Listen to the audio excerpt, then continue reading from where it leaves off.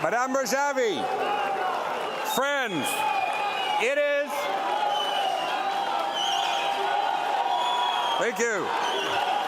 Madame Rajavi, friends, it is a distinct honor and privilege for me to join you in the fight for freedom and in the fight against religious fascism. The people of Iran demand and deserve better than the brutal repression that they face at the hands of the mullahs in Tehran. Friends, I believe that it is imperative that we speak with moral clarity because the terms of political discourse matter. When Natan Sharansky, a political dissident, was sitting in a Soviet gulag and heard President Reagan label the Soviet Union an evil empire, it gave them hope in their pursuit of freedom. And I am so proud that the government that I served in as foreign minister in Canada spoke with great moral clarity. We labeled the entire Iranian regime as a state sponsor of terrorism. We kicked the mullahs. We kicked the mullahs spokesman out of Canada. We shut down our embassy and we ended diplomatic relations with this regime. Friends,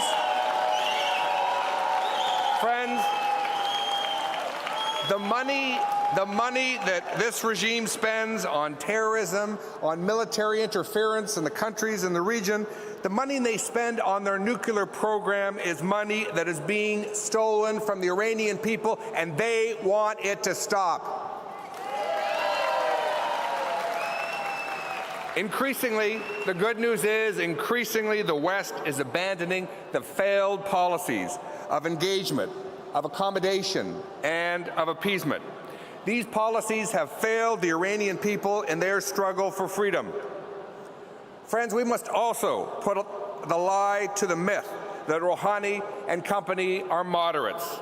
Look at their record: 1,800 executions, increased support for terrorism in the region and beyond, brutal military support against Iran's neighbors, and responsibility for crimes against humanity in Syria. Rouhani has supported and has been a leader in this regime for 38 long years. We must speak out. We must speak out strongly against the legitimacy of the recent elections.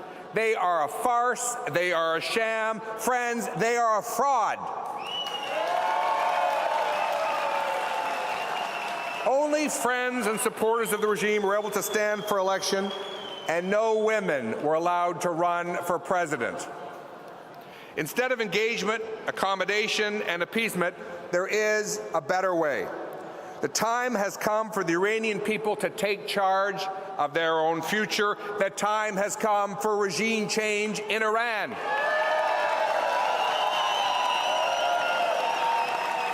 The crowd at this rally today is the best indication of the desire for the Iranian people to seek a new path. Let freedom-loving people everywhere support the aspirations of the Iranian people.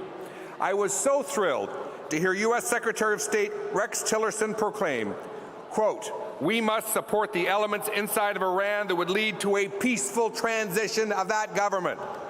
And in conclusion, I'd like to acknowledge the courageous leadership of all of you in this hall today, and especially the courageous leadership of Madame Rajavi. Thank you for your courage. And next year, let's meet in Tehran.